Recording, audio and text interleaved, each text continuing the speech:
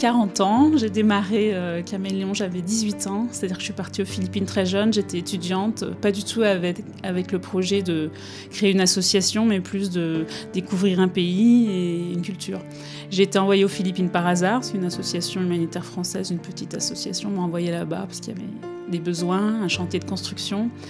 Et j'ai fait une première mission, puis une deuxième, et puis j'ai eu la chance qu'on me propose de rester 1 an pour une mission d'éducation pour les enfants dans des bidonvilles. Au bout de cette année, au contact des enfants et des assistantes sociales de la police, de tous les Philippins qui travaillent au service des enfants, j'ai vu l'impact que ça avait, l'utilité et surtout les besoins, parce qu'il y avait des enfants partout qui travaillaient dans la rue, qui étaient exploités, qui étaient victimes de grande pauvreté. Et donc j'ai réorienté mes études dans le développement, l'aide humanitaire. J'ai fait tous mes stages aux Philippines pour connaître un peu mieux le pays, pour voir ce que les autres associations faisaient, pour vivre avec les enfants, les familles, les comprendre un peu mieux.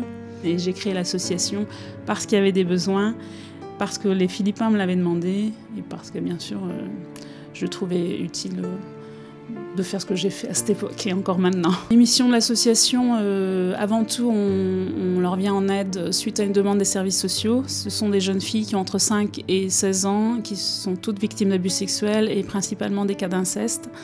Donc suite à ces maltraitances, les services sociaux les placent chez nous sur du long terme, en moyenne 3 ans. Donc on vient, on va dire, en aide d'urgence, on les soigne physiquement, puis on fait appel à des psychologues, voire des pédopsychiatres. On les remet à niveau scolaire, on les envoie à l'école pour, en gros, les aider à reprendre une vie normale, à reprendre confiance en elles. Et puis on les prépare pour leur futur, pour terminer leurs études, pour suivre une formation professionnelle et pour un jour être indépendante financièrement.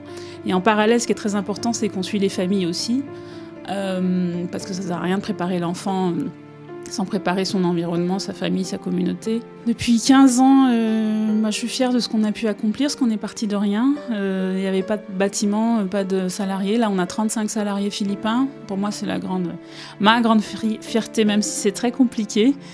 Mais je voulais absolument créer, monter, former et laisser gérer une équipe philippine, donc 35 salariés au service de, cette année, plus de 300 enfants.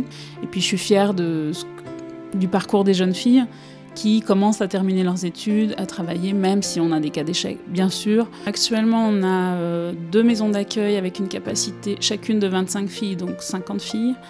On ne peut pas plus pour le moment, aussi pour des raisons financières. Des filles réintégrées sur l'année 2013, donc 60 filles à peu près.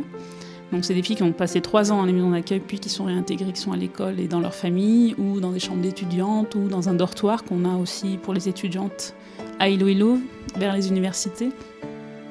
Et puis depuis 15 ans, on a aidé maintenant plus de 620 enfants.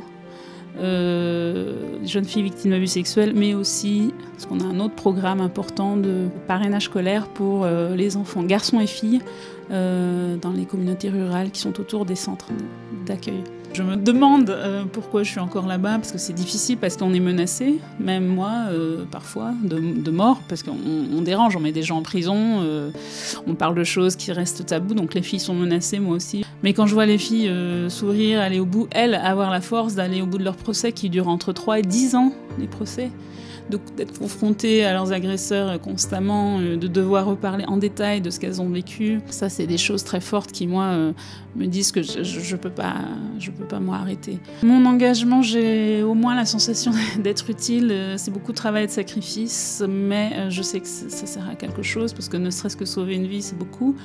Je pense qu'on a sauvé plusieurs vies, pas que moi, toute l'équipe maintenant, toutes les équipes, parce que vraiment tout le monde travaille fort. C'est très riche, j'apprends beaucoup, j'ai beaucoup changé au fil des années, même si, encore une fois, parfois c'est usant, fatigant, dangereux, mais c'est très riche et je pense que c'est quelque chose qui nous fait changer professionnellement et personnellement aussi.